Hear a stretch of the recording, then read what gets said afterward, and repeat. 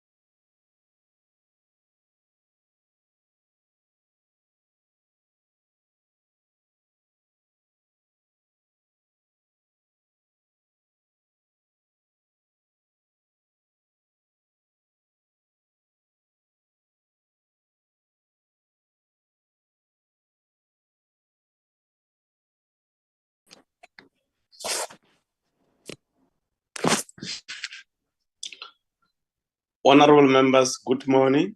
Good morning, Goeiemorgen, Sanibonani.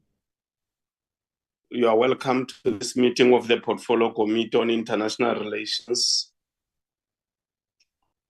Today it is Wednesday, the 14th of February 2024.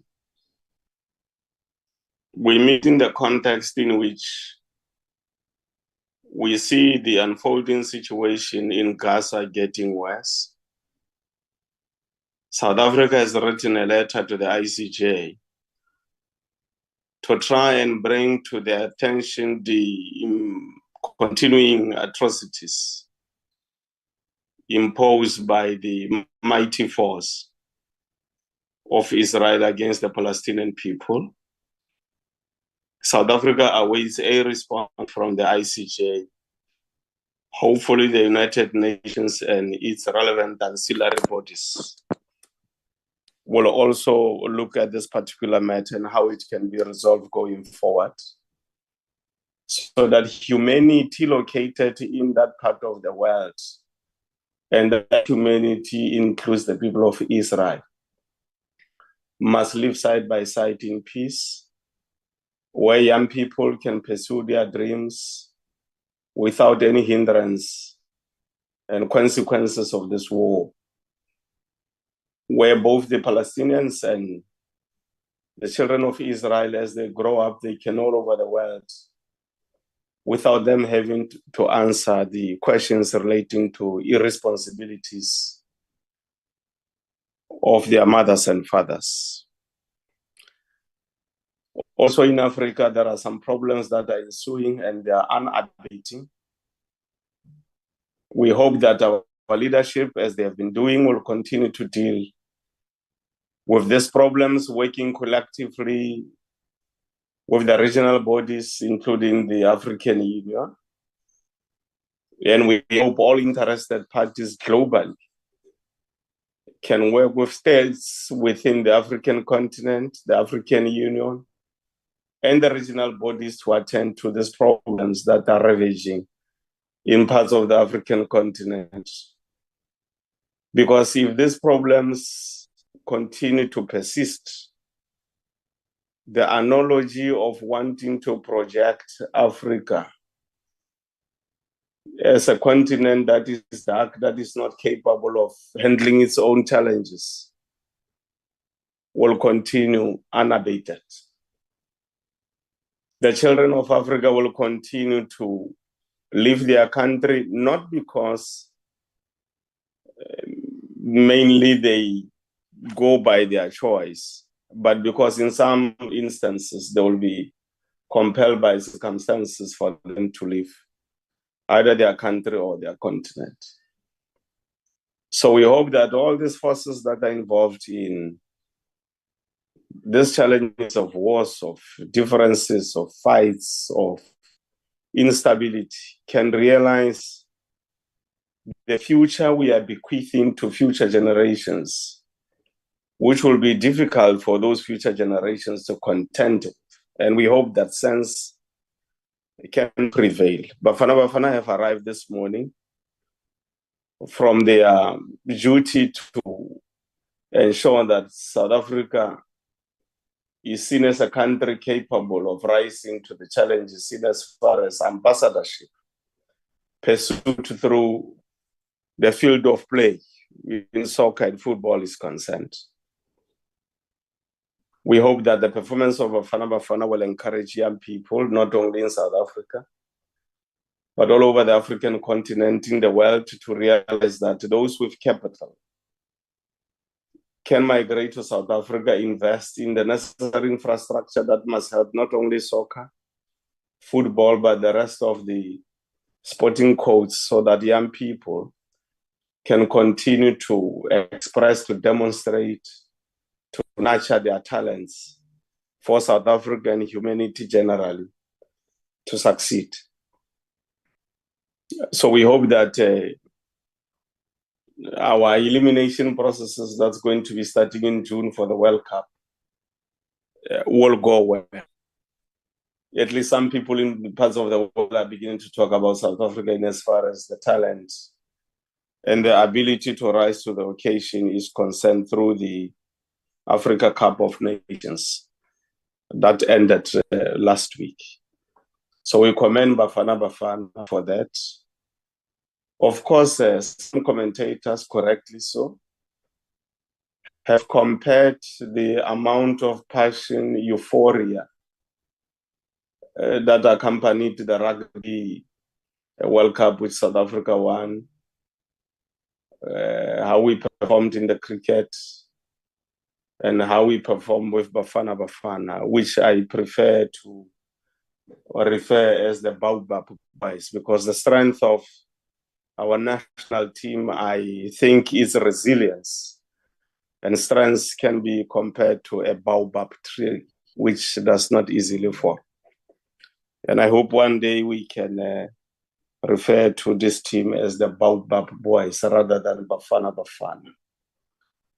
So we hope that those with capital will come and invest here so that the full potential of our talents can be displayed all over the world. And we hope that South Africans have listened and have watched and have observed that the construction of a non-religious society through sports have to be intensified because, as I have said, commentators, analysts, and some sections of society have compared how we responded as South Africans from the beginning of the World Cup of Rugby and from the beginning of the Africa Cup of Nations, that the manner in which we responded, it was not the same. So we hope part of engaging in this perpetual struggle to construct a non-sexist society will take those factors into account.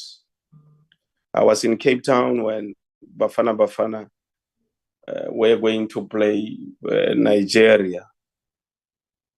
And in Century City Mall, I think it took about 3 hours for one to see one person wearing a Bafana t-shirt. Our own parliament here did not try and push as much as we did when the rugby team was playing in the World Cup in terms of this euphorization of the atmosphere within the precinct of Parliament. So we hope that those lessons can be looked at and we can say, how do we improve going forward? The debates on SONA are going on in a true spirit of democracy of South Africa that we are embedded in, of allowing other views to prevail as part of strengthening democracy is unfolding. It will still be going on this afternoon. Of course, because of elections, the different perspectives ideologically from which we move get to be a bit elevated. And the extent to which we focus on what is more important for the people of South Africa in terms of the extent to which both the inheritances of apartheid and colonialism have worsened our ability to respond to poverty, inequality, and unemployment challenges. So the collective effort of all of us from different political parties will be a little bit obscured between now and the elections. And we hope that those responsible enough to see that we need to put the interest of the country first will not be dwarfed by the need for each one of the parties, correctly so, to want to be the ruling party post the elections this year. We hope that also the elections will be peaceful, they will go well, and that everybody else in the Republic of South Africa will live and accept the outcome of the elections without any question, and that the IEC, in the execution of its responsibilities, will run the elections in a manner that will continue to project South Africa globally as a country in which multitudes of those with capital will want to migrate to and invest their capital so that they can help us to achieve this non-sexist, non-racial, prosperous society that's united and embedded in democracy. Today, honorable members, we are going to be interacting with the IGD.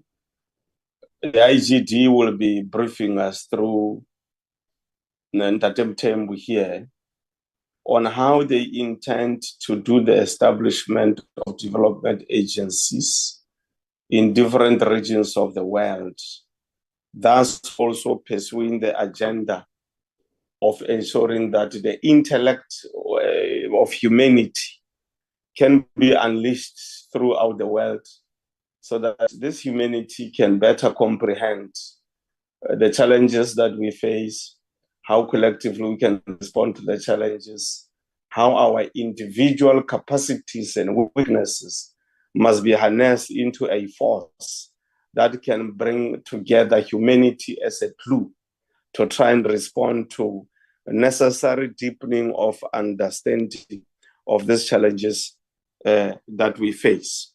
So in that way, honorable members, I was welcoming you to this particular meeting.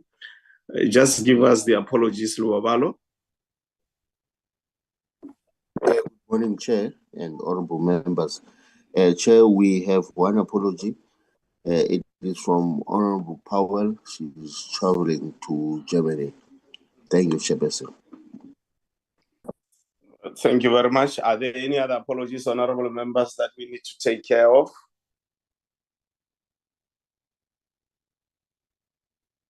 Once more, we want to take this opportunity to thank. Yes. Good morning, sir. Good morning. I apologize that I'm still struggling with my new laptop. I can't find a place to raise my hand, but I need to ask for an apology, 10:30 to attend another meeting and to prepare for this afternoon, sir. Moruti re leboga gore o tseile matsapa gore o tle go nna le rona mo kopanong e ya komiti ya palamente. Ra leboga. Ya leboga. Re leboga modimo a go babale a go beele tsogo a go tshegofatse moruti wa rona.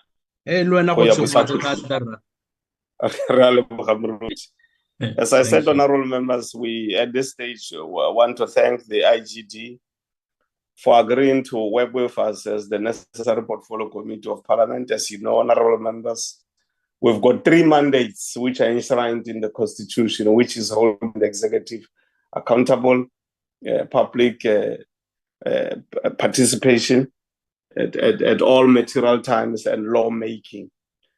These 3 responsibilities are not siloist in their nature, which means that there are elements that will always overflow between these 3 pillars of the responsibility of parliament as enshrined in the constitution. So engaging with IGD and other institutions is part of making sure that the work that we do as parliament, it is participatory in nature. We can demonstrate practically that it is participatory. That's why we are giving a platform to structures and institutions like the IGT to exploit progressively for the benefit of not only parliament, but the people of South Africa, of that possibility provided for by parliament. So, Ndatem Tembu, we are now going to hand over to you, and we had to concede and be flexible on your request because this presentation was not going to happen today, but we understand, we work with you cordially. That's why we had to rearrange our things to accommodate your request. That is how we must always interact as a collective working with you. Over to you, Datem Pillai.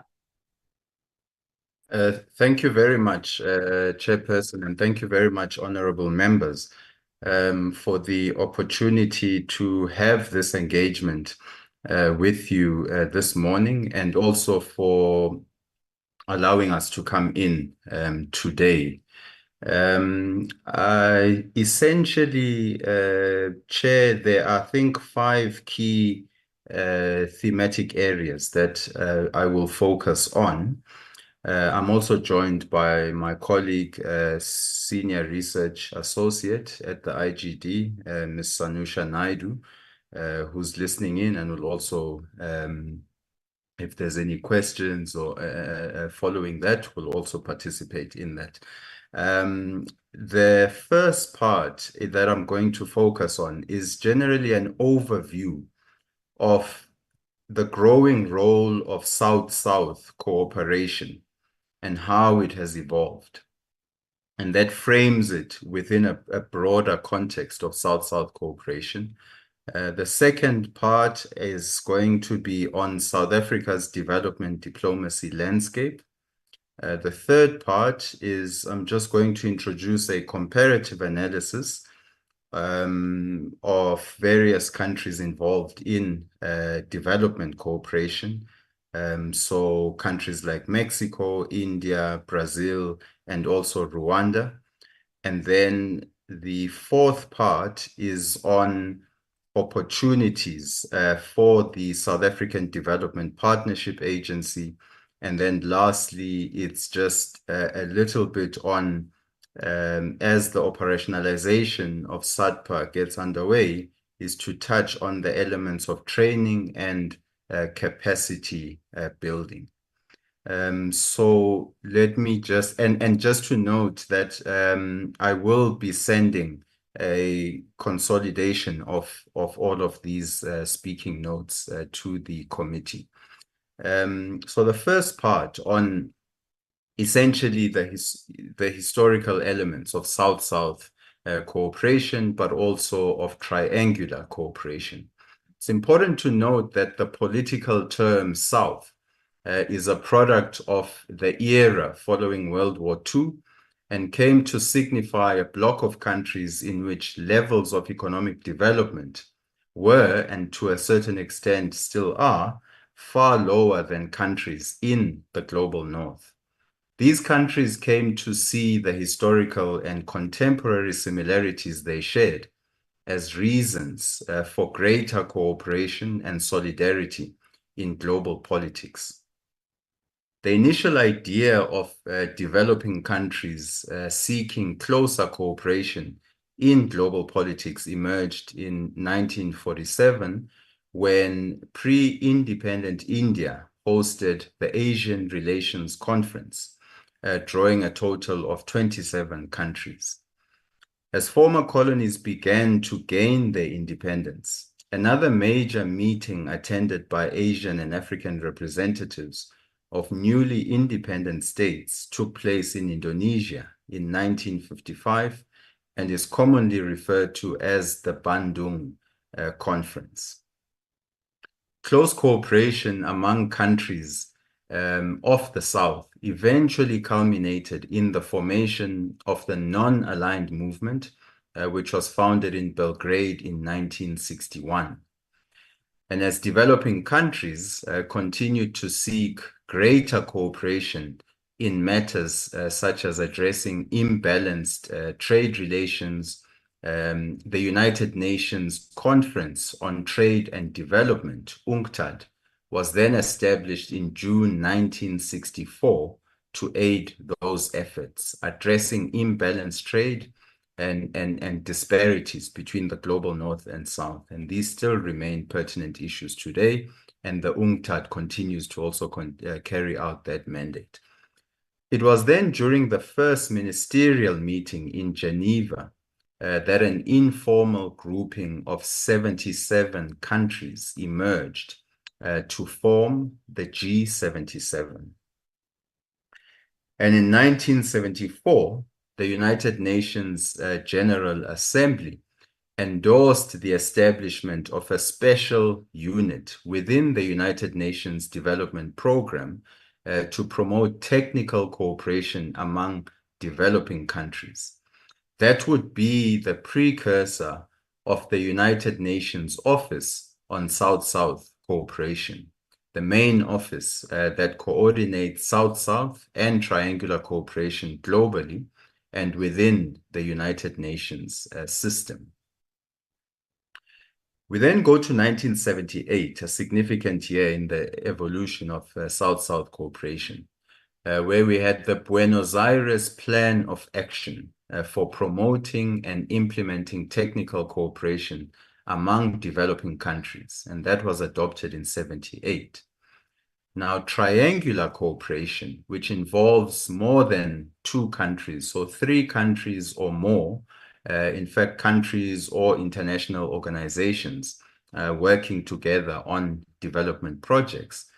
Triangular cooperation can also be traced to the 1978 Buenos Aires Plan of Action and was used to denote a form of cooperation where 2 donors, whether nation states or intergovernmental organizations, brought their resources together in order to work on joint development projects in a third country. Triangular cooperation can include partnerships between a provider of development cooperation or an international organization, another provider of development cooperation, and a developing country. Now, triangular cooperation can also happen where one of the 3 partners is a non-government actor, for instance, non-governmental organizations or the private sector working with state actors in a third country.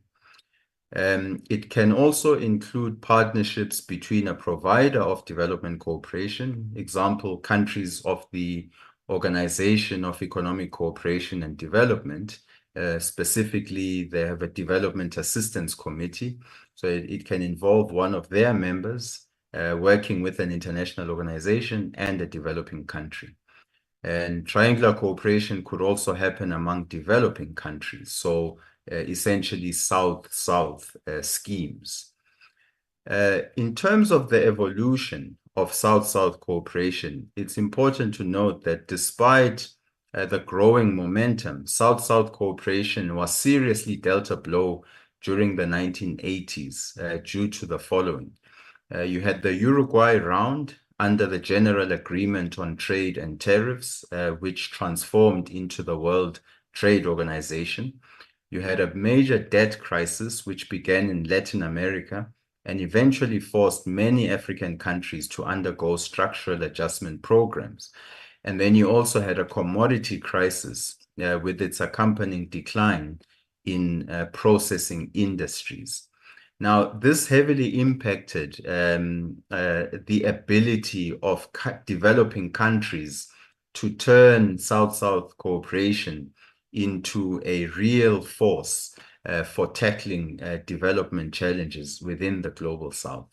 However, this has substantially changed in recent times as countries of the Global South have increased their own capacity and their own resources to engage not only in national development programs, but also to play significant roles in their own regions and beyond in assisting other developing countries meet their development objectives. The growing interest in South-South cooperation in contemporary global politics has especially been significant, and the conditions for countries of the Global South have been vastly more favorable in contemporary times as they were in the 70s and the 80s. From largely aspirational countries of the South now continue to form and reform their own institutional frameworks for advancing South-South cooperation. The rise of what we can call Southern powers as sources of development finance has meant a greater choice for developing countries to access sources and modalities of cooperation. And so if we think about official financial resources that are available for developing countries, we can group them in two main categories. The first one is concessional finance. Concessional finance consists of interest-free loans, concessional and low-interest loans, grants, humanitarian assistance, and also volunteer work. There's also another category of non-concessional finance, and this largely is commercially driven sources of finance. So it consists of commercial lines of credit, commercial export credits, and commercial buyers credits. And these have contributed to a growing diversification of sources of finance for developing countries.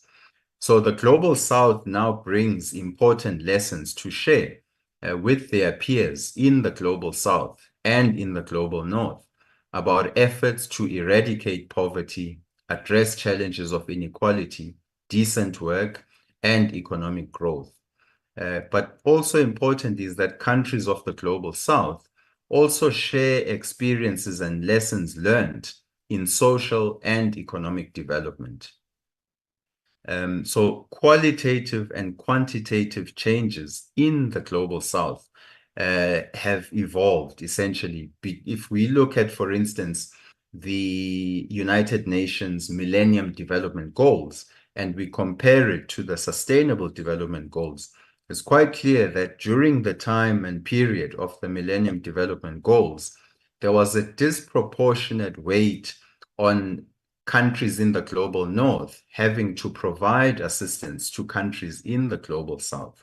However, with the adoption of the Sustainable Development Goals, we had seen countries of the South playing a much stronger role and being in a position to not only be recipients of development cooperation from the North, but themselves to also be providers of development cooperation. And the dynamics currently underway in the area of international development cooperation certainly point to a development landscape that is more diverse in terms of the actors involved and also in terms of the evolving modes of cooperation. And so when we think about important agreements and milestones that have positioned South-South cooperation as an instrument for achieving the Sustainable Development Goals and Agenda 2063, it's important again to reiterate that while the Millennium Development Goals were crafted in a development landscape where donors from the Organization for Economic Cooperation and Development were largely expected to provide support and ideas to countries of the Global South, their immediate successor in the form of the Sustainable Development Goals were negotiated in a world where developing countries themselves have become development models in particular areas to their peers. And this has also brought rise to multipolarity and the rise of Southern powers as sources of development cooperation. There's significant milestones also. So if we think about the United Nations High-Level Conference on South-South Cooperation in 2009 in Nairobi, it produced the Nairobi Outcome Document on the roles that national governments, regional entities, and UN agencies have to play in supporting and implementing South-South and triangular cooperation.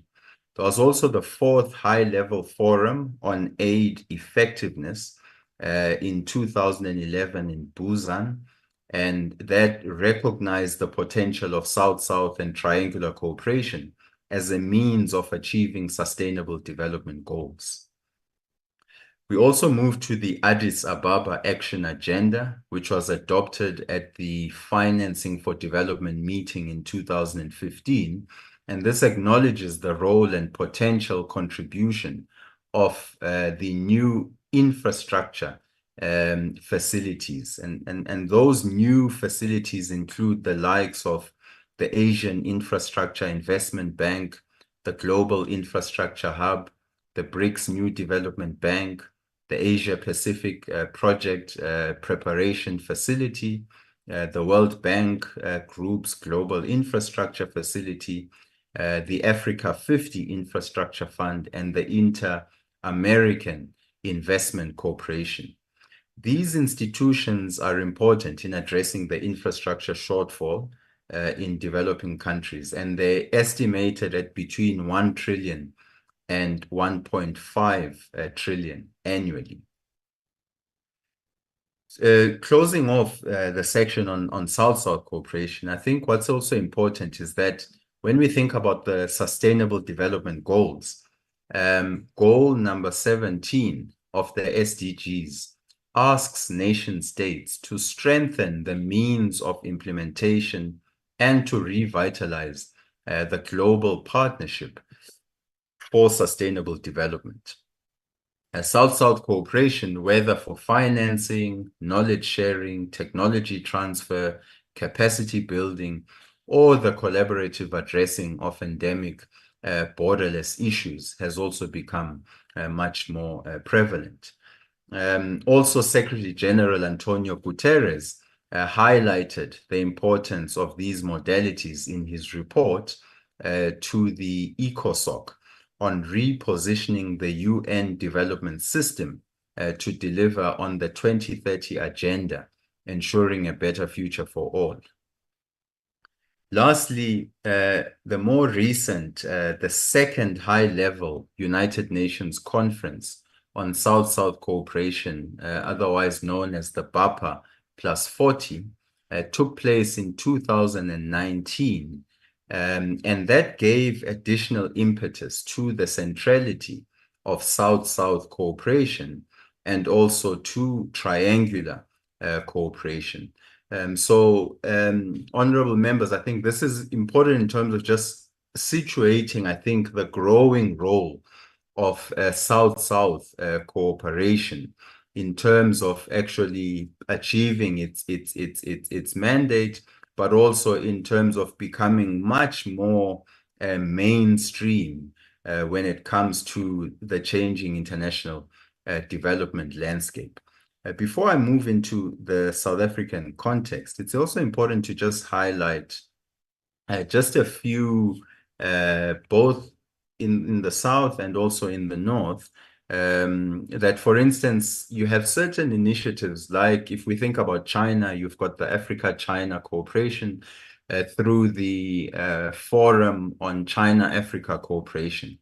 And if we think about just the financial commitments that have been made when it comes to the FOCAC, you think about 2006, China committed 5 billion towards Africa through the framework of the Forum on China-Africa Cooperation. We fast forward to 2009, that doubled to 10 billion. We go to 2012, 3 years later, it doubled again to 20 billion. Another 3 years later, in 2015, China's commitments under the FOCAC then jumped to 60 billion. And in more recent times, another 60 billion was committed towards Africa between 2018 and 2021. So this was also quite important when we think about the evolving development cooperation landscape. Of course, China also has something like the Belt and Road Initiative, which aims to connect about 65 countries at a cost of approximately 1 trillion in a process closely linked with its domestic changes in the Chinese economy. I think the World Bank estimates that Africa needs around 170 billion in investments a year for 10 years to meet its infrastructure requirements. So this growing landscape of South-South cooperation becomes very important because it means that you have more options available for developing countries to access, especially to access concessional finance to meet their development goals. I'll then move to South Africa's development diplomacy landscape, just to situate it within the broader framework of South-South cooperation. When we think about South Africa, I mean, South Africa is the largest African provider of development cooperation on the continent. And it's an important actor in the changing international development landscape. While being a middle-income country that still faces poverty, inequality, unemployment, and other domestic challenges, it also has harnessed a wealth of experience and specialized know-how that it now shares in support of other developing countries, strategically positioned as an important gateway to Africa and serving as a member of BRICS and the G20, and a provider as well as a receiver of development cooperation. South Africa has been making a unique contribution to post-conflict reconstruction in Africa and to the global development architecture. We just have to think that recently 2,900 members of the South African National Defence Force have been committed to the eastern parts of the Democratic Republic of Congo. These are initiatives that play an important role in building up the state capacity of the Democratic Republic of Congo. But also when you think about debates in South Africa around immigration, the illegal movement of people, and so on and so forth, some of these initiatives essentially seek to contribute towards addressing the root causes of conflicts, so that you address those issues at the source, and that contributes towards the national development of those countries and also to the regional aspirations that have been expressed through the Southern African Development Community and through the African Union. South Africa maintains a strong African orientation as well as leadership in the South-South cooperation movement, while also being a prominent center for trilateral cooperation with northern donors. In proportion to its GDP, South Africa's assistance to Africa is significantly high, and this is something that should be noted, especially when compared to member states, developed countries within the Organization for Economic Cooperation and Development. For the past 2 decades, Tshwane has provided development cooperation through a variety of channels, institutions, and instruments. South Africa provides cooperation through a range of different government departments and agencies. South Africa's development cooperation is currently managed in a decentralized way by various departments and public entities that so far are not required to report to any central body. Since 2007, there has been a discussion to formalize, rationalize, coordinate, and provide structure to South Africa's development cooperation through the establishment of the South African Development Partnership Agency. But progress on this front has been slow. And it is thus hoped that the country will be able to consolidate its role as a development partner and scale up its role in South-South and triangular cooperation, working with existing and new partners in the Global South and in the North. If we look, colleagues, for instance, at reports, annual reports of the African Renaissance Fund, one of the main instruments of South Africa's development cooperation, and these have normally been prepared for Parliament. Traditionally, these reports consisted of a brief description of activities and overall spending, but had difficulties in assessing the impact of South African international development interventions.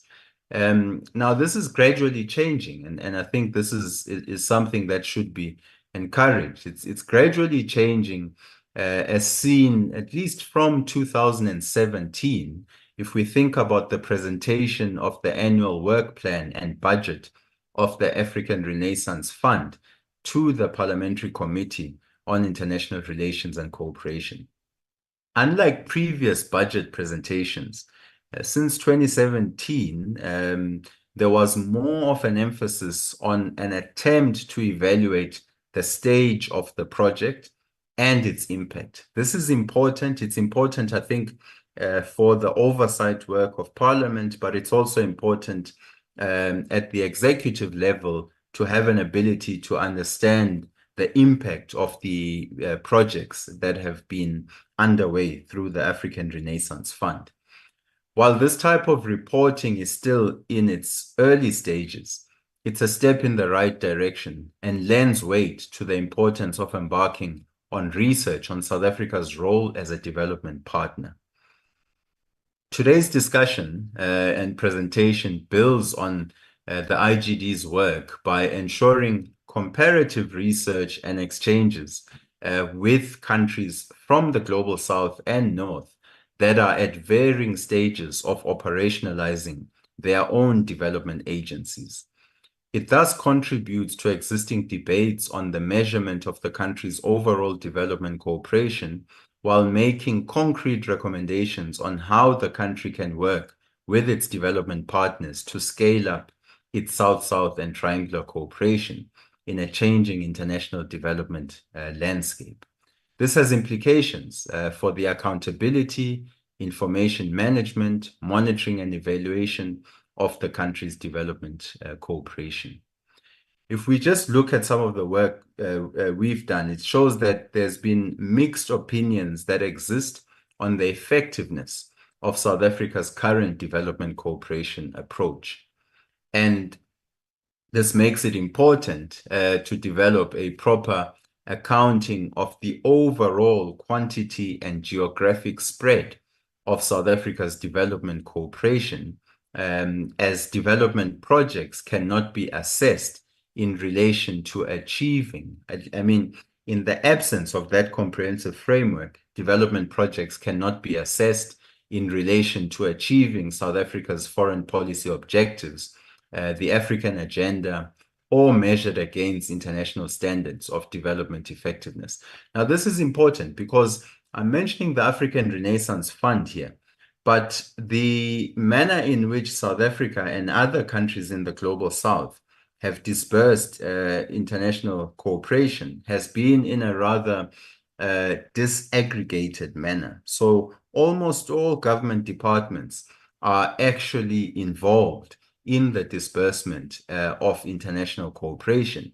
And I think then the development of the South African Development Partnership Agency enables a better oversight over not only the African Renaissance Fund, but over all of the government departments involved in international cooperation. Embarking on a systematic path towards understanding contemporary South Africa's development cooperation will thus have a qualitative impact on the policy-making process and the ability of the South African government to make strategic choices on its development cooperation. It will also transform the research landscape and make available valuable information that will be used by scholars and civil society to understand South Africa's contribution to the provision of global public goods in Africa and beyond. With other southern countries embarking on similar processes to establish their own development cooperation structures, such a step by South Africa would form an important part of its commitments towards the United Nations Sustainable Development Goals.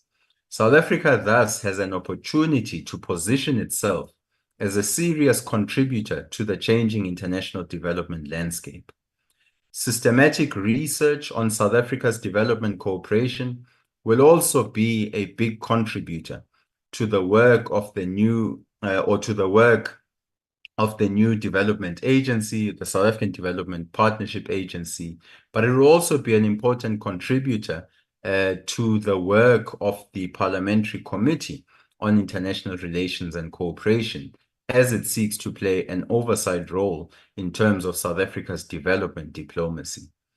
Indeed, I think with the world moving towards implementing the 2030 Agenda for Sustainable Development, this process will allow the country to demonstrate how it is contributing towards meeting the Sustainable Development Goals.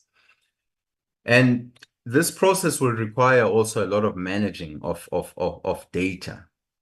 So when we think this, of the process of sourcing and availing data to beneficiaries, managers, funders, policymakers, parliamentarians, researchers, and the public at large, it's a critical building block for the development also of a strong monitoring and evaluation and reporting system. It's also important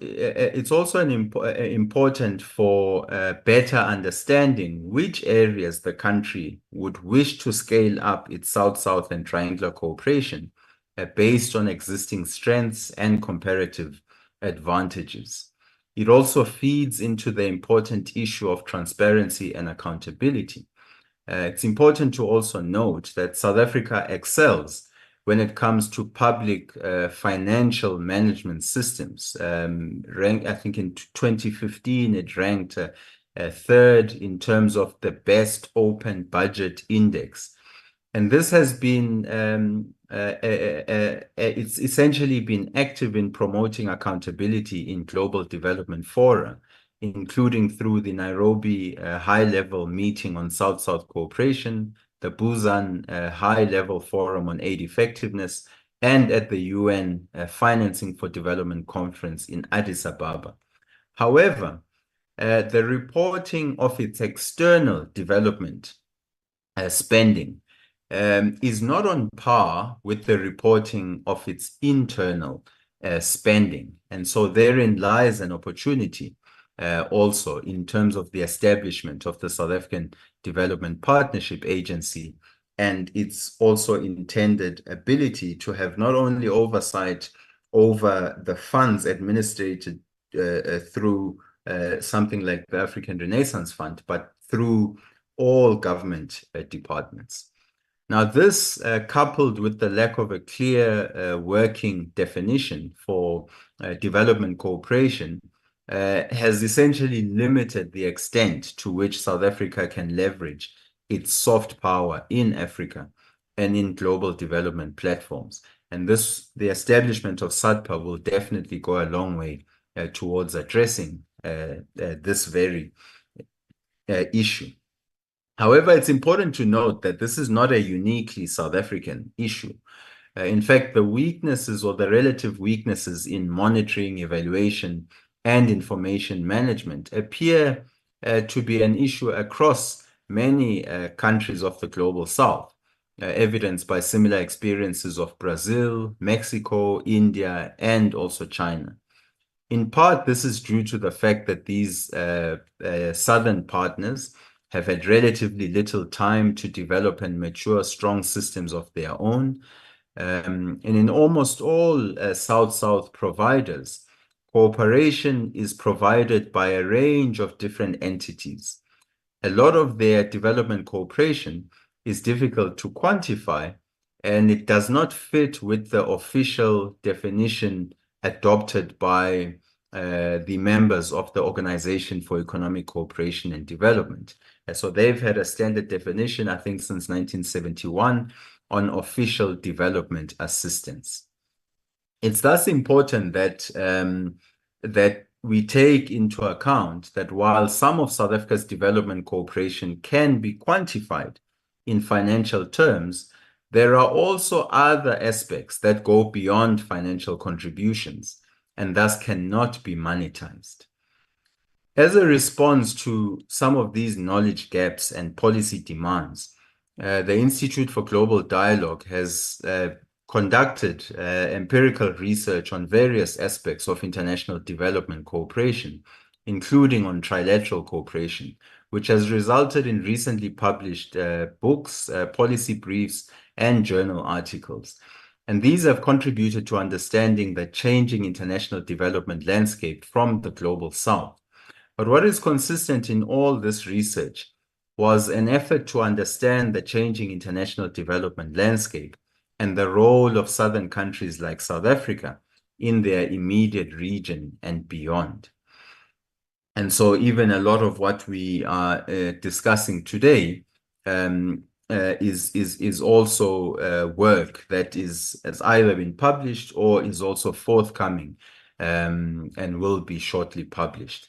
There's an interesting case study, for instance, on Mexico. If we think about a country like Mexico, some of the things that we've learned from Mexico and engaging counterparts there is that it's important to take into account the normative framework for a development agency.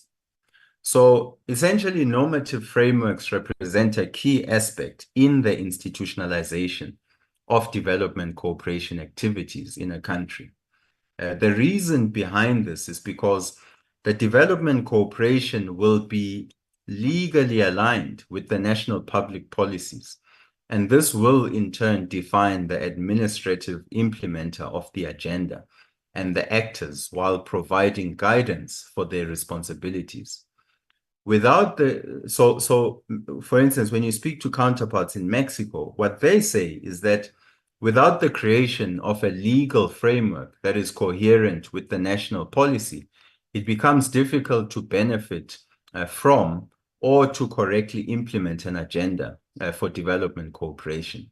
So in their case, before the legislation established the development cooperation architecture, several institutions had been created and different models of development cooperation were being implemented. However, a changing political environment and the growing presence of new actors outside of the traditional sphere of the state, like civil society and the private sector, led to a process that further explored the definition of how development cooperation can work. And so what Mexico did is again, similar to us, I mean, we started in 2007 talking about a South African Development Partnership Agency. In Mexico's case, the first attempt to create such a normative instrument was in 2007.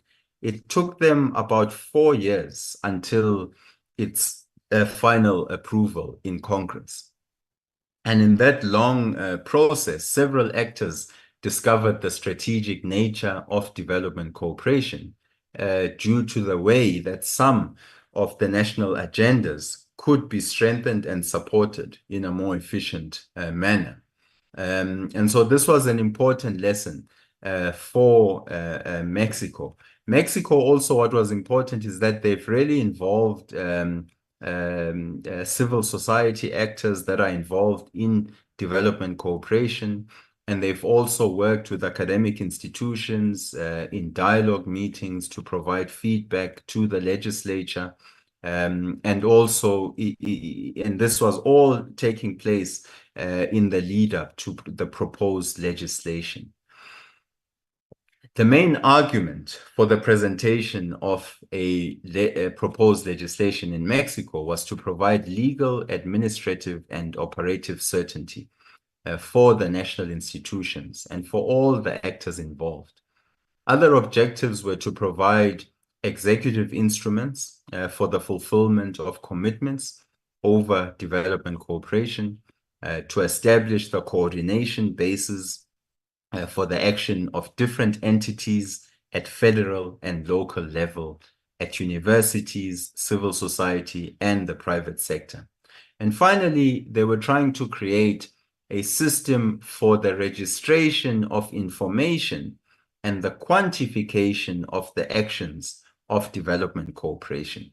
So if you want to quantify development cooperation, you need to have a single definition of development cooperation. What constitutes your development cooperation? And these were important discussions that were taking place. And so the decision was to discuss a national law, a law that could identify basic principles on the development cooperation policy of Mexico and to define sectors, regions, and other aspects that could avoid a political misuse of the agenda. In 2011, the National Law for International Development Cooperation was promulgated, a breakthrough action in terms of Mexico's development cooperation. The national law is one of the 5 pillars of the Mexican system of development cooperation.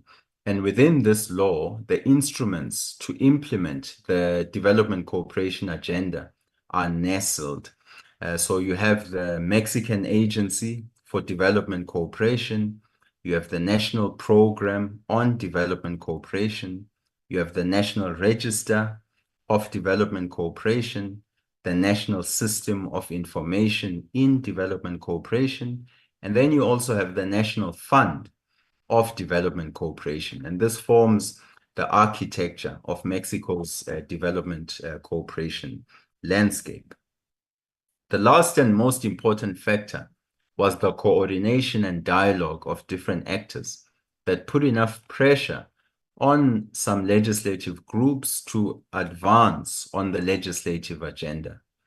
This proves that the principle that law must be the materialization of the democratic aspirations of a society. And indeed, norms are generally not fixed into eternity, but a permanent exercise of assessment to improve the conditions of society are important. If we think about the Mexican process and other countries, one of the important things to highlight is that the action of creating a normative framework for the development cooperation system is a cornerstone to build effective institutions that define, plan, and implement programs and projects for sustainable development. Now, Mexico is also interesting because it's both considers itself a country in the global south, but it's also a part of the Organization for Economic Cooperation and Development. So it sort of straddles both worlds. And in thinking about the agency, so the Mexican Agency for Implementing Development Cooperation, you just think that once it was established, one of the main trends has been the creation of institutional bodies to facilitate and enable institutional dialogue between countries on South-South cooperation. In that regard, the creation and institutionalization of development agencies in middle-income countries has been an important step in the consolidation of dialogue tools for global development. So South Africa's own processes can be situated really within a broader framework of similar countries seeking to do what South Africa is also doing. And so for emerging economies, this has been a way to facilitate the coordination of their efforts within development. To have an agency is a way to recognize a strategic vision of development cooperation with the objective of achieving better results with a single strategic vision. And in the case of Mexico, the year 2011 is what saw this establishment of AMEXID, or the Mexican Agency for International Cooperation.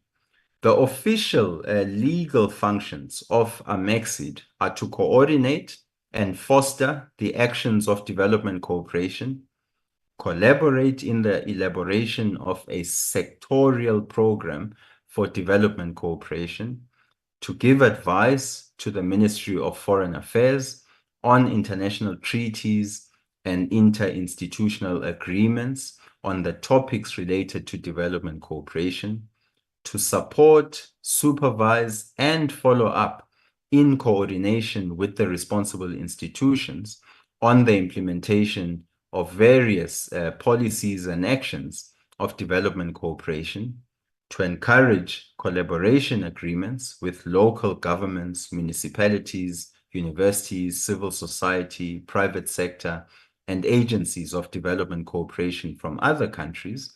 It also has a mandate to manage the National Register and the National System of Information on Development Cooperation, amongst others. Additionally, the development cooperation system in Mexico works through mechanisms to facilitate the interaction with all the ministries and with the key stakeholders of the development cooperation ecosystem. So, I mean, of course, they will still say that they still have challenges of a siloed approach at times, but essentially the mandate of the agency is to address those very siloed approaches. What's also, I think, interesting with the Mexican example is that they've also worked with a number of countries in the global north to try to support the building of its own internal capacity. So they've worked with the Germans, the Deutsche Gesellschaft Institut for Internationale Zusammenarbeit, so GIZ. They've worked also with JICA, the Japan International Cooperation Agency. They've also worked with the United Nations Development Program. And if you think about the United Nations Development Program, it's also been quite instrumental in working with countries in the Global South to help them to organize their development cooperation. So in Africa, it's worked, for instance, with the likes of Egypt, with Morocco. It's worked also with Botswana. It's also worked with Rwanda. So the United Nations Development Program in those countries has also played quite an instrumental role in operationalizing these various development agencies. And so Mexico is an interesting case because it does straddle both worlds. When we come to India, what India normally emphasizes is that their South-South cooperation is based on certain basic tenets. It is demand-driven. It's based on the respect for national sovereignty. It's based on political and macroeconomic non-conditionality. There is a spirit of solidarity, but also the idea of mutual benefit. So what China calls win-win relations. That's what India underpins its development cooperation on. And India, like other countries in the global south, has also been undergoing a number of institutional changes and reforms to set up a framework for India's development cooperation. They have developed what they call a development impact. And, they basically state that India has come a long way in its efforts at development cooperation towards like-minded developing countries. So the Indian development cooperation budget has not only increased, but the geographical reach has also broadened along with a sectoral expanse.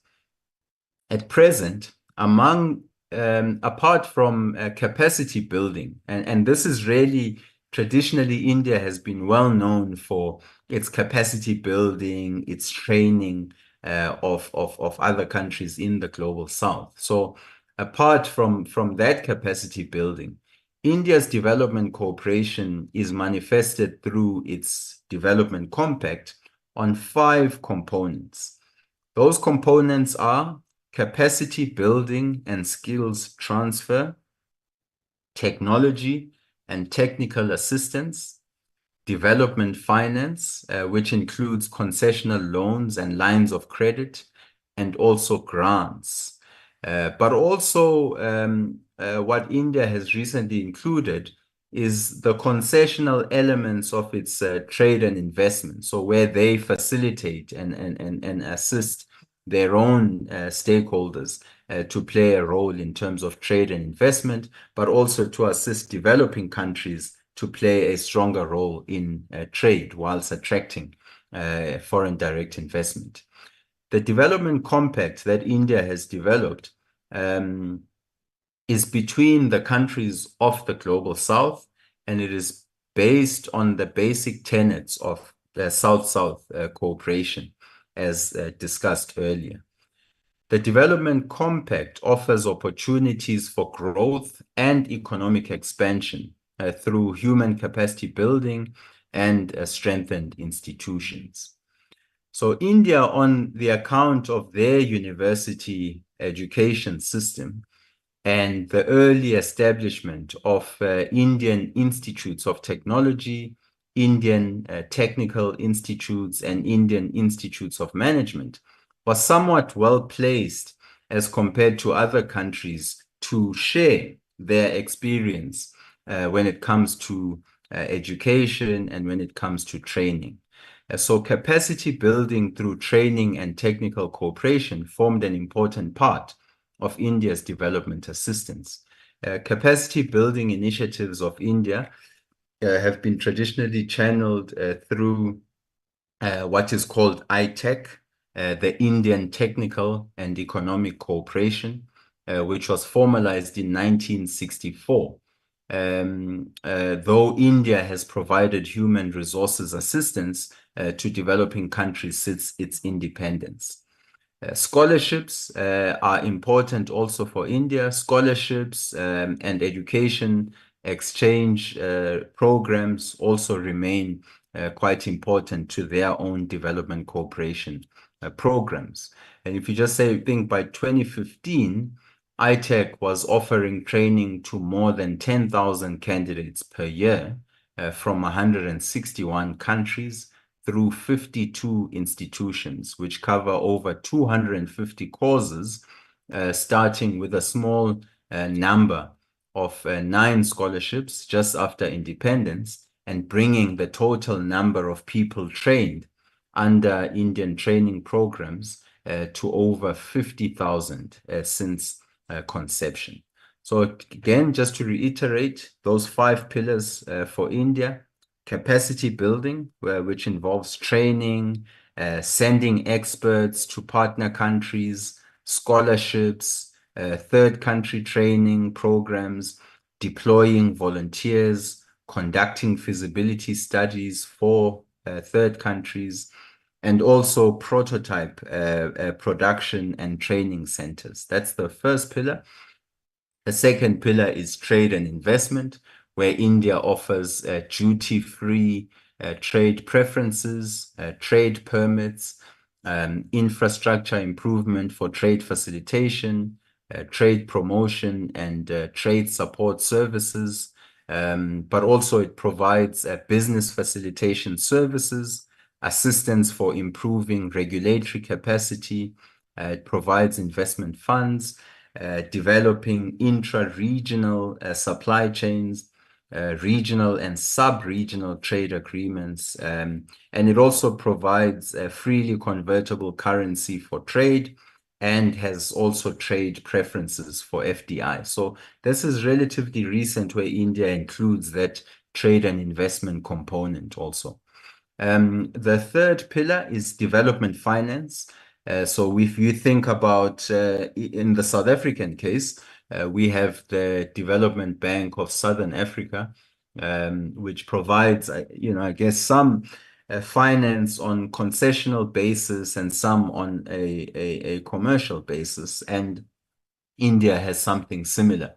It provides concessional loans on interest with or without capacity building component, and it provides loans that are on a commercial rate and interest or different rates, I get, depending on different countries. So India has an export and import bank, which in recent years has become quite more active than in the past. India also provides grants. That's the fourth pillar. So it provides debt forgiveness to certain least developed countries and also grant in kind. And then the last component is technology. So it provides technology cooperation, joint scientific and academic research, turnkey projects, technology transfer with or without training, and also subsidizing licensing on or exemptions from intellectual property rights arrangements. So this is really, sort of been the evolution of the Indian development cooperation system.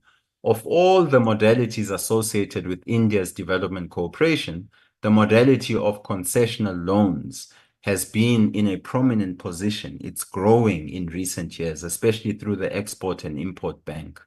India has been providing lines of credit to developing countries since the late 40s. However, back then, most of those credits were to countries in South Asia. In recent times, more of that has been extended towards African countries for various projects.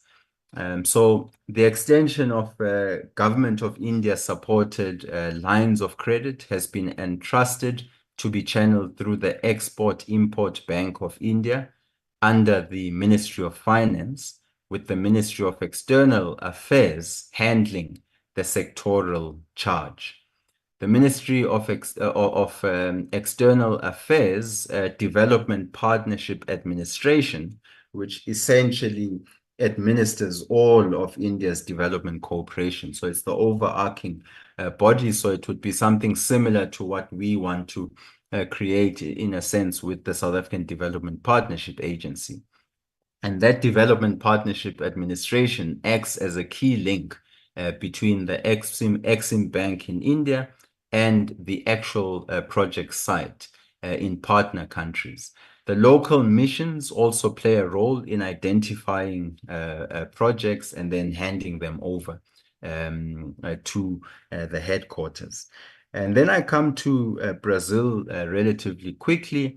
In scanning through Brazil, basically, according to official data published by the Institute for Applied Economics Research and the Brazilian Cooperation Agency,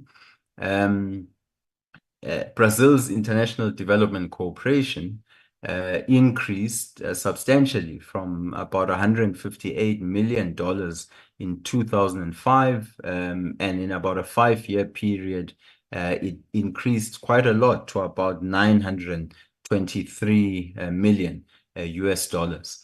In that same time, technical cooperation also increased, but also humanitarian cooperation increased. And if we think about Brazil's international development cooperation, these are the modalities. It's normally through technical cooperation, educational cooperation, scientific and technological cooperation, humanitarian cooperation, peacekeeping operations, and these peacekeeping operations are normally through the United Nations and regional bodies, and then also contributions to international organizations. Brazil also counts as part of its international development cooperation. The Brazilian government has stated that during these years, its international development cooperation has been present in 159 countries with a total expenditure of over 1.5 billion US dollars, 56% of which was involving international organizations. So if we give an example and we try to locate it with South Africa, South Africa is sending troops to the Democratic Republic of Congo, but not through a bilateral agreement with the DRC. It's sending it as part of a regional effort for peace and stability in the DRC and for the region's development. And so Brazil would count that as part of its development cooperation. So Brazil is also providing, obviously, technical cooperation, mainly focused in Latin America and in Africa.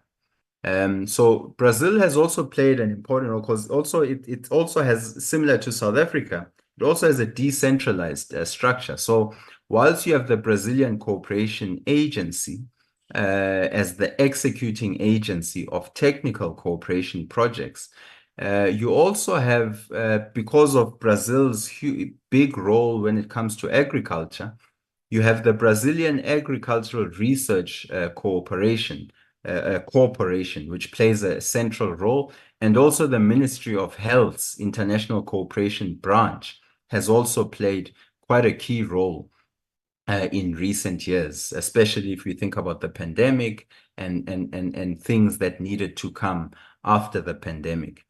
When we think also about Brazil, it's important to think about how it sort of quantifies its development cooperation.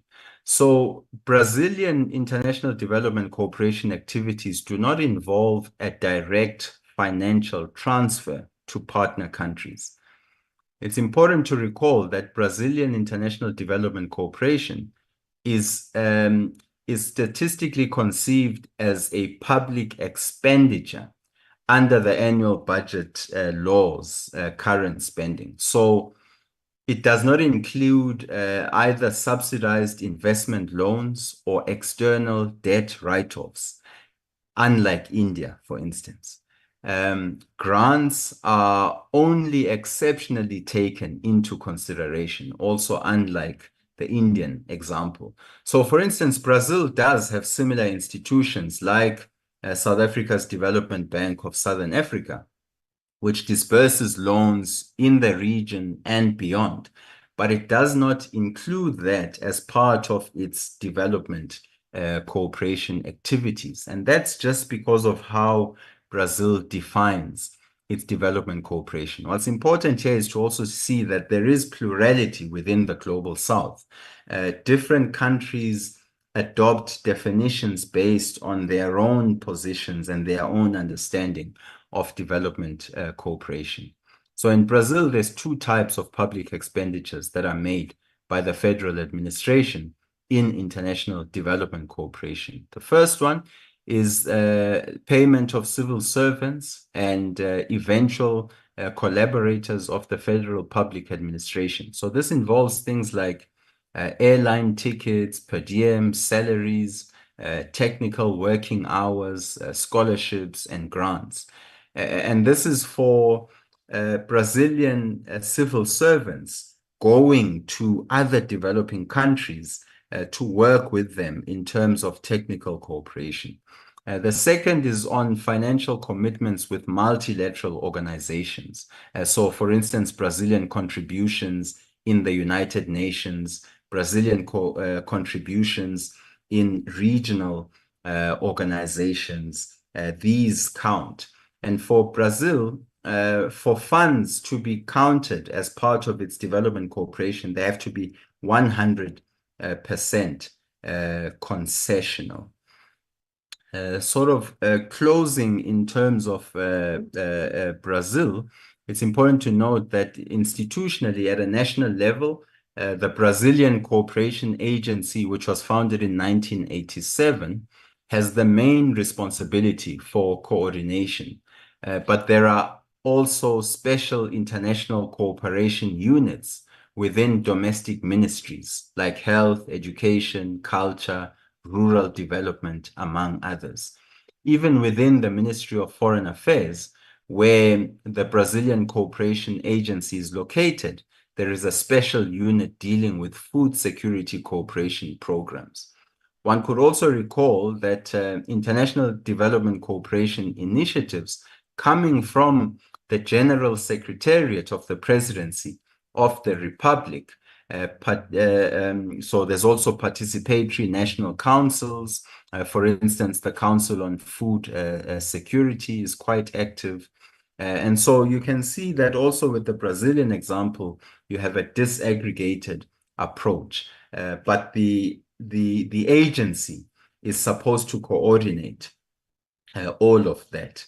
Let me now come to Africa. Let me come to Rwanda cooperation as sort of the last case study. Rwanda cooperation is also an important case study because it's one of the newest development agencies that have been created in Africa. But also it's interesting because I mean Rwanda is still a low income country, and yet it has decided to establish a South-South cooperation strategy and also to establish what it calls Rwanda Cooperation Initiative. And this is again a country that through our work on development cooperation, who we have worked with in terms of developing elements of their South-South cooperation strategy. Again, as I mentioned earlier, this was working with the United Nations Development Program in Rwanda. So the United Nations Development Program in Rwanda essentially wanted us to work with them as they were supporting Rwanda's sort of establishment of a development cooperation agency. And you'll see why there are some unique elements in terms of what Rwanda is establishing. So a bit of background. I mean, we know that Rwanda essentially emerged from a devastating genocide in 1994, and that Rwanda's development has essentially been recognized as one of the more important sort of development stories in the past 30 years. Of course, like any country, there's contestations around the figures and all of that. But it's certainly clear that if we're coming back from the genocide in 1994, there's been substantial transformation, especially when it comes to a major city like Kigali.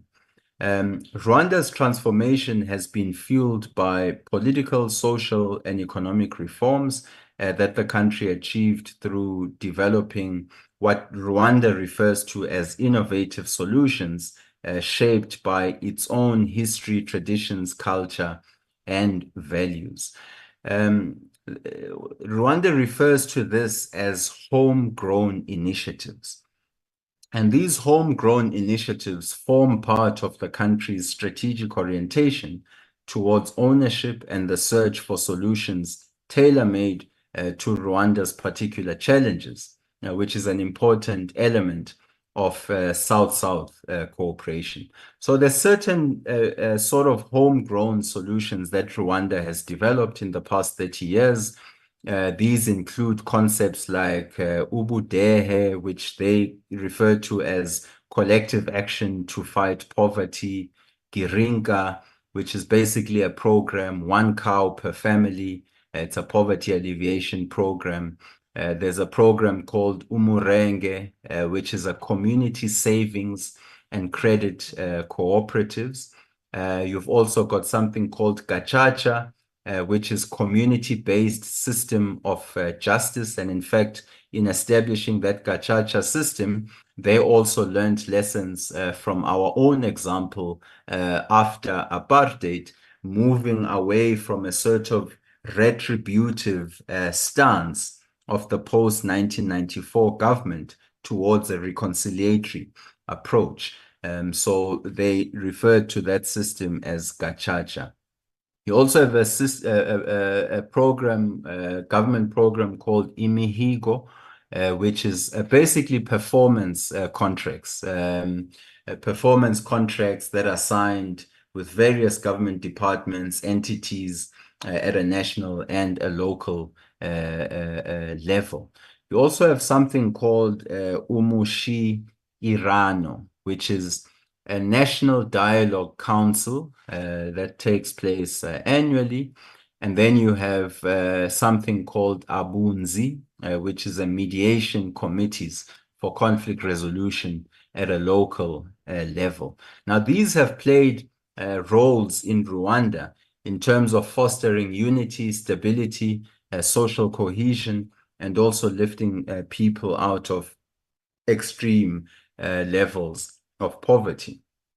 If we think about Rwanda, its life expectancy increased from 49 in 2000 to 66.6 in 2017, while poverty was reduced from 60.4% in 2000 to 38.2% in 2016-17, with extreme poverty being reduced from 40% to 16% in the same period. Other gains that the country talks of is the inclusion of universal basic education, which is now scaled up to a 12-year cycle, resulting in almost 100% enrollment at primary school level.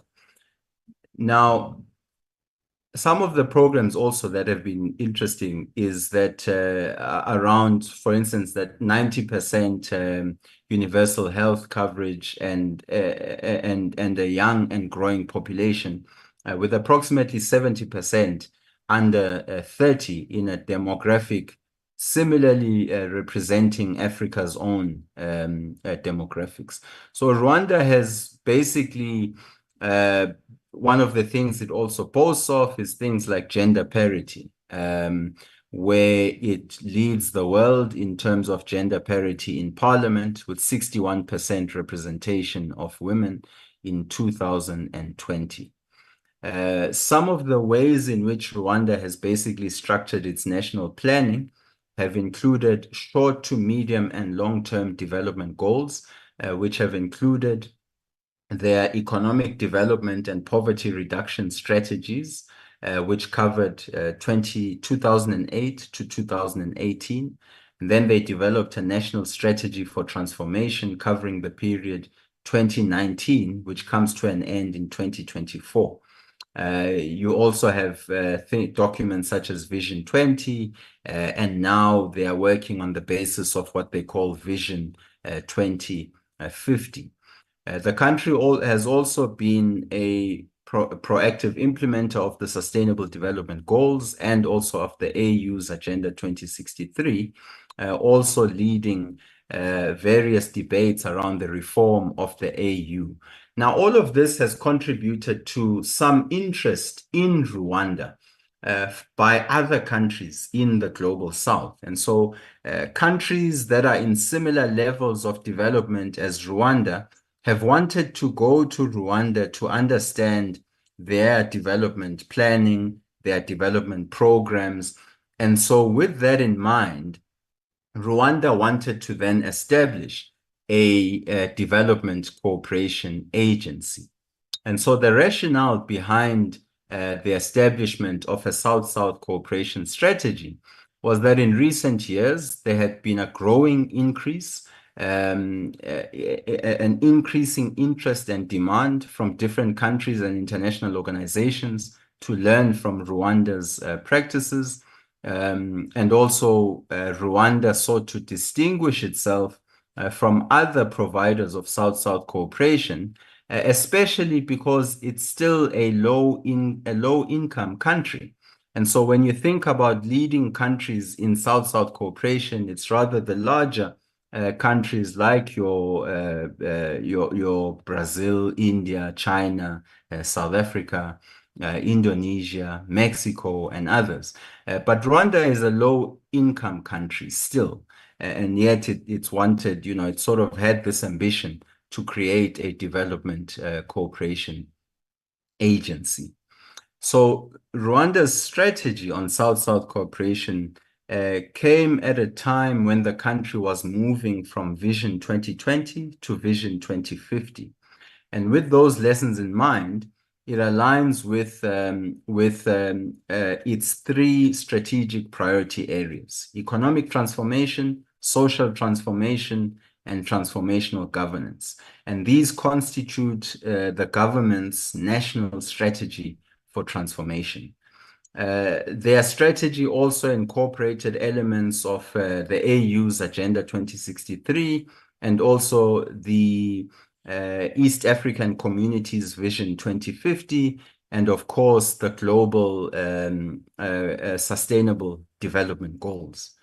Of course, when it had to define what it meant by South-South cooperation, we understand that universal convergence on the conceptual definition of South-South cooperation remains elusive, particularly given a lack of systematized knowledge on South-South cooperation and triangular cooperation. And so Rwanda, basically working with the United Nations Development Program, adopted the UN definition for South-South cooperation, which is basically a process whereby two or more developing countries pursue their individual and or shared national capacity development objectives through exchanges of knowledge, skills, resources, and technical know-how, and through regional and interregional collective actions, including partnerships involving governments, regional organizations, civil society, academia, and the private sector for the individual and or mutual benefit within and across regions. When we think now about the institutional framework and coordination of Rwanda's South-South cooperation, as a result of the growing interest and demand, the government of Rwanda declared its intention to formalize its contribution to South-South cooperation by establishing the Rwanda Cooperation Initiative in 2018. This is also a unique feature, it established Rwanda Cooperation Initiative as a private company owned by the government of Rwanda. So, and this, it adopted this model from Singapore. So it established Rwanda Cooperation as a private company owned by the government of Rwanda. And basically it saw this as a unique and nascent public institution working in close collaboration with the Ministry of Foreign Affairs and International Cooperation and the Ministry of Finance and Economic Planning in scaling up various development programs and projects. The work of Rwanda Cooperation is also rooted in the belief that through knowledge exchanges, which is really the primary, so knowledge exchange and technical cooperation are really the areas where Rwanda Cooperation has focused its attention. And it believes that through knowledge exchange, Rwanda and partner countries can benefit from each other's knowledge and experiences to support their continued growth and development. On an annual basis, Rwanda Cooperation has been receiving more than 150 delegations and over 1,500 delegates in its first 2 years as an organization. And in that period, it's been helping it's been building up its experience in coordinating study visits and trainings, while also assisting Rwanda Cooperation to build the requisite systems and processes for knowledge cooperation and management. The ability of the organization to proactively initiate and participate in new South-South and triangular cooperation projects and to fundraise will definitely be an important element for its long-term sustainability, which is especially reflected in its research advisory and project implementation services.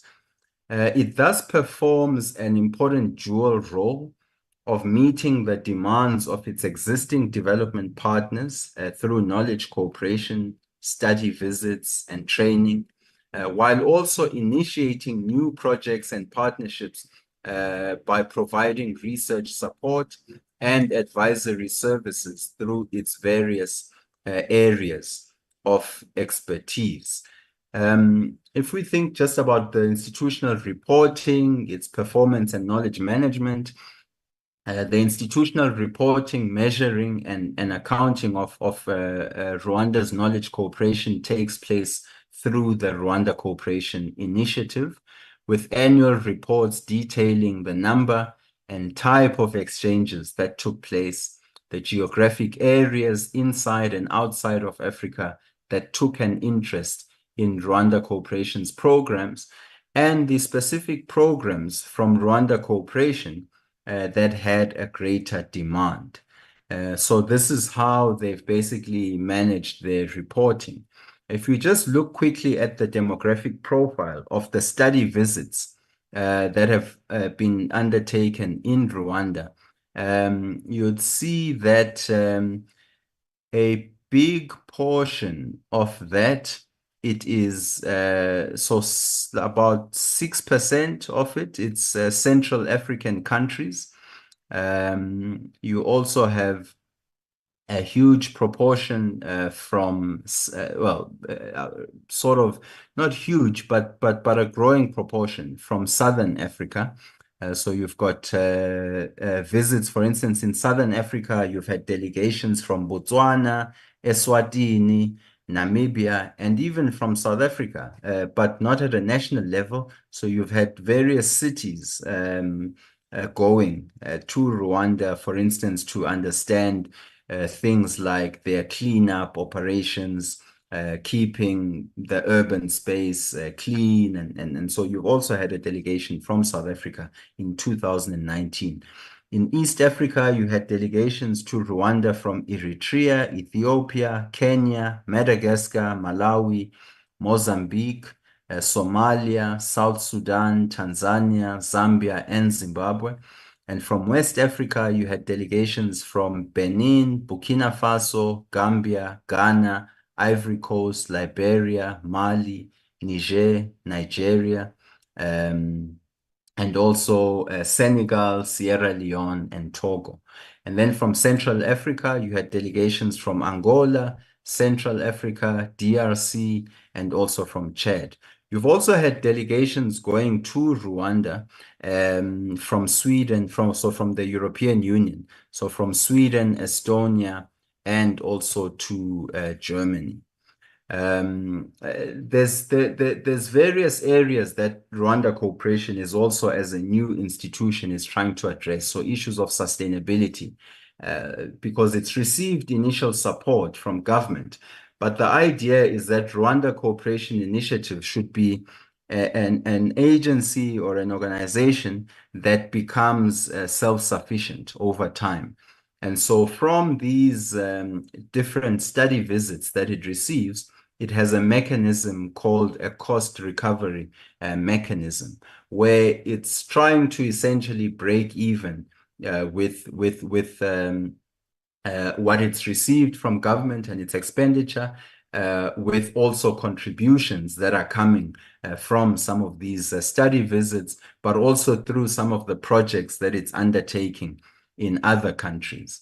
And so one of these unique features of Rwanda Cooperation is its cost recovery mechanism, where it sustains its activities and programs by ensuring that partners cover the costs associated with their study visits and training in Rwanda and any other expenses related to professional engagement. And so that's also quite an interesting area around it.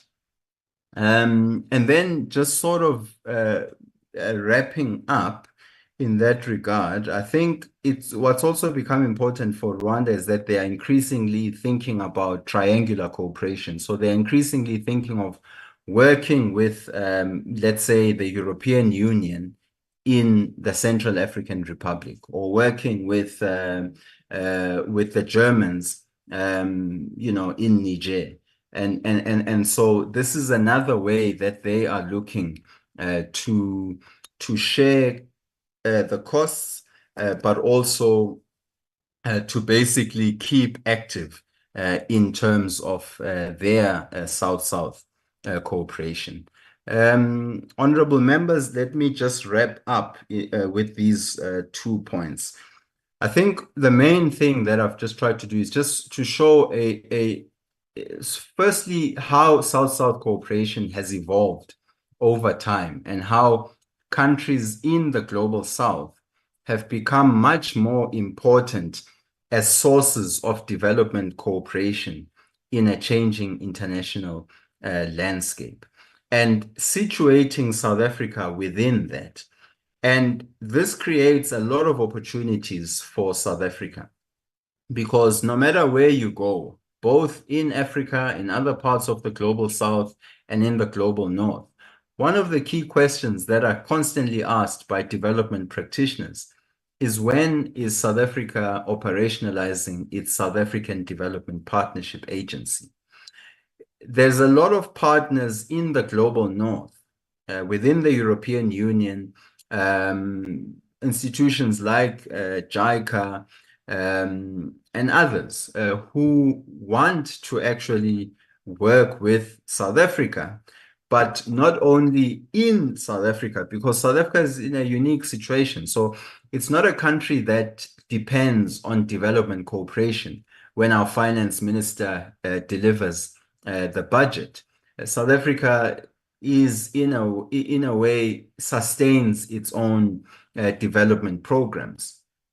However, there are opportunities for South Africa to work with countries both in the global North and countries in the global South on joint development projects in the region. So if we think about, for instance, right now we're talking about the issue of migration in South Africa. And if South Africa is to tackle the issue of migration, certainly by the time people are in the country already, that at times that is even late, because one of the best ways is to work actively in the SADC region and beyond on tackling the root causes of development in those countries. So issues like state capacity, state failure, poverty reduction programs, corruption, things like the formation of institutions, things like electoral support in the region. You think about institutions like the IEC, world-renowned for the way in which South Africa has been running elections.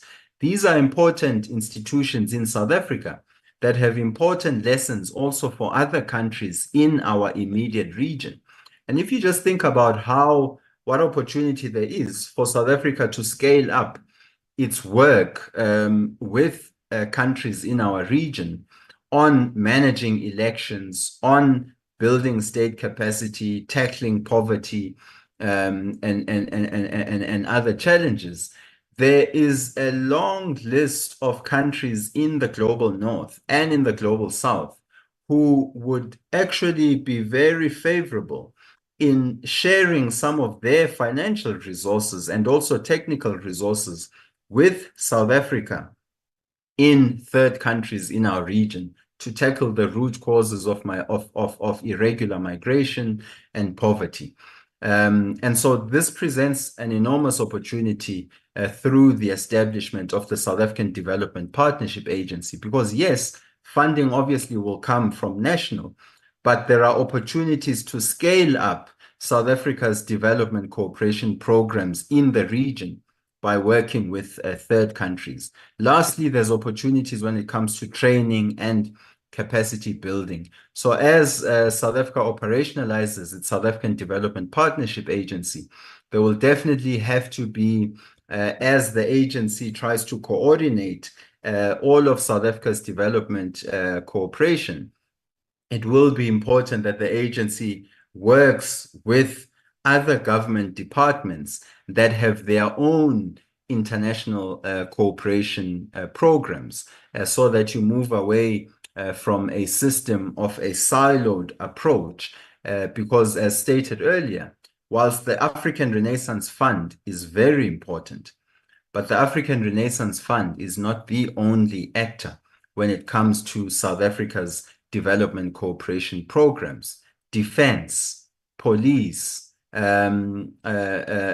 provincial and local government, all of these play a very important role. But also agencies also play an important role. So institutions in South Africa, you think about the Auditor General, the manner in which South Africa's audits and the process by which these are conducted are world-renowned. And through that, countries in the region want to understand how they can also improve their own capabilities when it comes to their Auditor General offices. Electoral support. Other electoral bodies would want to understand better how South Africa manages its own elections, so as to avoid post-election violence that creeps up in other countries. And so these are all the range of opportunities that become presented by South Africa operationalizing its development partnership agency. With that, Chairperson, a little longer than I would have wanted, but I think it was important just to sort of give a whole overview historically, but also to give a comparative analysis of how other countries in the Global South especially have tackled this particular question. And so let me end there. Thank you, Chair. Oh, thank you very much, Dr. Mthembu. Thanks very much. Actually, if it was possible, we'll give you more time, because this is very, very, not just interesting, but educative and enlightening. Sanus, would you want to make some addition? Chair, I think Sanusha has had to step out. She's just, she texted me and just said she has to step out. Oh, is she still here? Okay, there it is. Thank you, Honorable. There we go. Thank you. I didn't want to step out while my boss was talking. And also Okay, I don't want to be disrespectful to you're a and to you, disciplined Chair. trader. But I just want to make one point before I do have to leave in the next 2 or 3 minutes. And that is to also say that what Palani has put out is a very important, and I'm sorry I don't have my camera on. It's just a bit problematic with bandwidth. But don't worry. What the context of the debates are now currently, particularly with the G20 as well, is really around the developing financial architecture around development cooperation, and particularly with the G20. And there's an increasing level of momentum being built within the whole construct of the development financing architecture around how to get countries within the Global South to use not just financial materials, but rather to use their technical cooperation, their expertise, and of course to build up a momentum around deepening the global commons or the public goods of the global commons. And at the moment, there's 3 or 4 institutions that are looking at what would be a global public initiative around financing for development, particularly after the Addis Financing for Development Conference, but also in terms of the fact that countries like Norway have come up with a blueprint on how to be much more strategic in their overseas development assistance. Because to be quite honest, the developing the DAC countries of the global north have not necessarily met their requirements around overseas development assistance of their 0.7% of gross national income.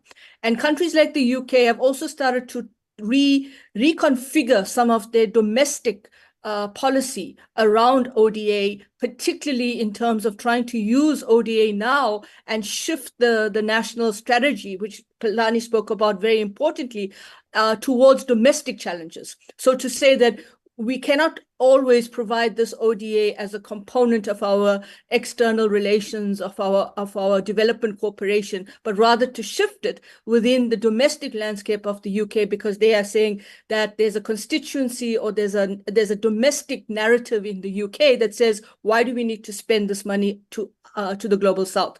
And I think that's very important in terms of the debates that are happening in the G20 and with South Africa's membership there and how that goes forward, but also in terms of the strategic realignment or reconfiguration of ODA, particularly for Africa when it comes to financing through the African Continental Free Trade Agreement, but also in terms of building up the model that will be critical for Africa to consider as not a one size fits all, but adaptable to different regions in the continent. And I'll stop there, Chair. Thank you. Thank you very much, Sanush.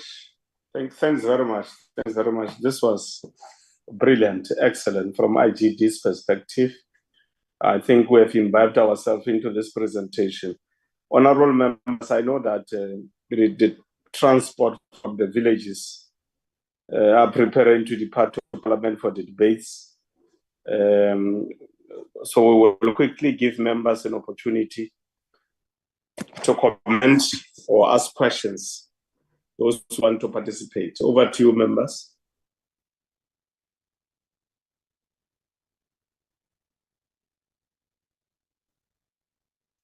Okay, the first speaker will be Ndate Nkosi.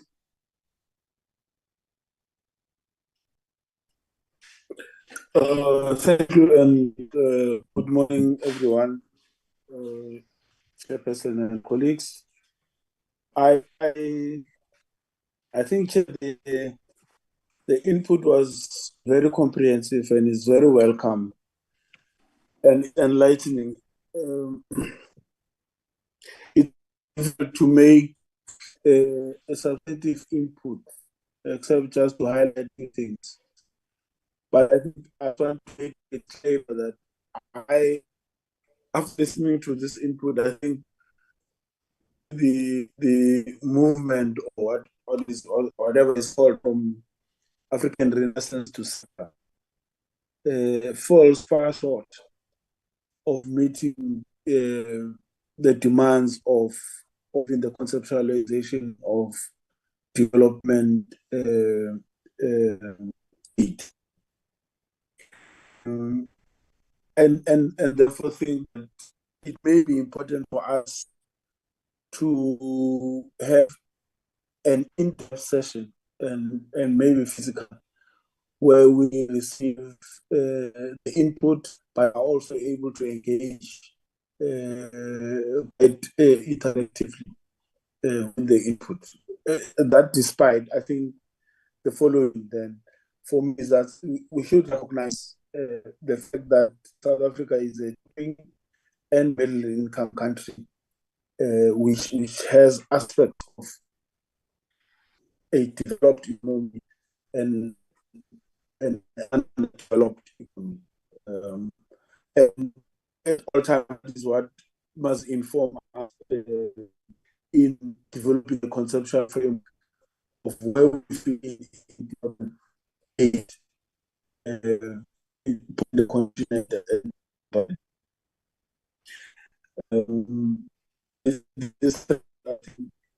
the input highlighted a variety of development assistance concepts, both financial and non-financial, and it's important to recognize that we cannot have a one-size-fits-all, but also that there's a need for a proper and political focus that informs our development assistance approach, recognizing what I've indicated earlier. And that the actual development agency that we may think of should be the balance between centralized approach and a coordinated approach as far as development finance or development aid is concerned. And whatever system that we may wish to adopt should respond to the reality of our situation, that we find our development initiatives dispersed located at various agencies. And I'd say both private and public in the government, in the government sphere, at provincial and at local level, and how we coordinate this is to be very central. Also recognize there are sectors, the sector discipline-based approaches to development finance and aid in various fields, health, science, infrastructure, development.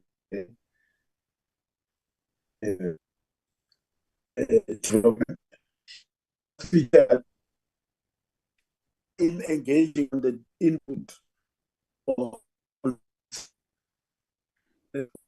really limit out what management has put on the table as proposed or how they want to move from the African Renaissance to SAPA. That the public engagement, we get it correct the first time. If we not, it is going to take us yet another 20 years to even define the framework and the concept of what we want to do. If it means that we send the department back to reconceptualize and cut gaps that were identified when they made the first presentation here, but also to take into consideration the enormous experience of other stakeholders. Thanks, Chair. Okay, thanks, Comrade Nkosi. Your network was not that good, but I'm sure Ndatem Tembu was able to hear you. Ndatem Banza? Thank you, Chairperson, and greetings to the members of the Portfolio Committee, yourself and Dr. Tembu and Sanusha in absentia. No, Chair, first of all, I want to second the proposal, although I was struggling also myself to hear Honorable Nkosi from time to time, but the proposal that he has made, that if maybe before the end of our term, which is the last term, if you can, through your office, Chair, facilitate another session that is going to be physical with Dr. Mtembu and his colleagues, so that we'll take this matter forward, because I want to echo your sentiments and Honorable Nkosi's one, that this presentation was an eye-opener, very educative, and I think it came handy when we have started the process of the migration of ARF to SAPTA. But unfortunately, because of the parliamentary program, and also bearing in mind that this is an election year. So the study tour that we wanted to undertake, I think to some European countries, it could not materialize because we wanted to benchmark how other countries are dealing with this development cooperation agencies. But what Dr. Mthembu presented to us, the comparative studies or analysis of different countries in different continents, and I think it helped us a lot because I have got a sense that if we can look at those different models of Mexico, India, Rwanda, we can be able to pick up some elements that we can, what is it, use as and domesticate them and contextualize them into a South African context. Because I was very much impressed by the India model, but also to a certain extent because this is an African model in Rwanda. So I was quite impressed also by those. Not that the Mexican one was not appealing, but those two.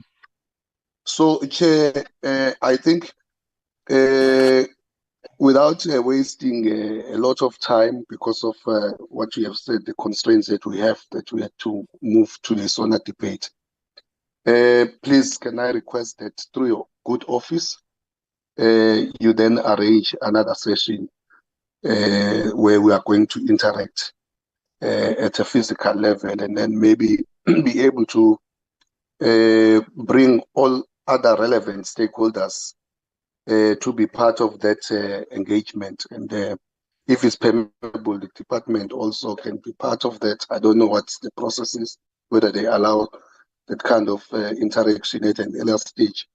But whoever is the relevant, because this thing must be enriched by all of us, not only us as parliamentarians, but all the relevant stakeholders. I know then the public participation process are still going to take place. And at least when we leave this office, we will leave something for the 7th administration to work on as a foundation to take the process forward of finalizing the migration, which will eventually culminate into the proclamation into an act, which we were trying to push very hard as a committee, but unfortunately, because of the timing of this year, so we could not be able to push it through all the processes right to the parliamentary process to finalize it. Thanks very much, Chairperson. But I want to say once again, thanks very much to Dr. Mthembu and her colleague. We really appreciate this relationship that we have with them, and I think we need to really find a way of then concretizing this relationship, because it's a mutual benefit. It's a win-win kind of relationship with them. They've always been of great use and a great resource to this committee. Thanks very much, Chairperson. Thank you, Honorable Mpanza. I agree with you and Honorable Nkosi that we may have to see how we use the lessons coming from IGD with this analysis around the world on how such agencies are used to advance the cause. How we can use that to, in the context of what DERCO is trying to do for the country, infuse some of those lessons, because to the best of my knowledge, the DERCO presentation on the ARF metaphoring into SADBA was not preceded by this kind of a study first presented to us, then them synthesizing all the other views so that by the time you finalize it, it has, to its best capacity, try to encapsulate these lessons that come from all over the world. So I think we will do that to our best to try and convene that fiscal meeting. Dr. Mtembu, over to you, my brother.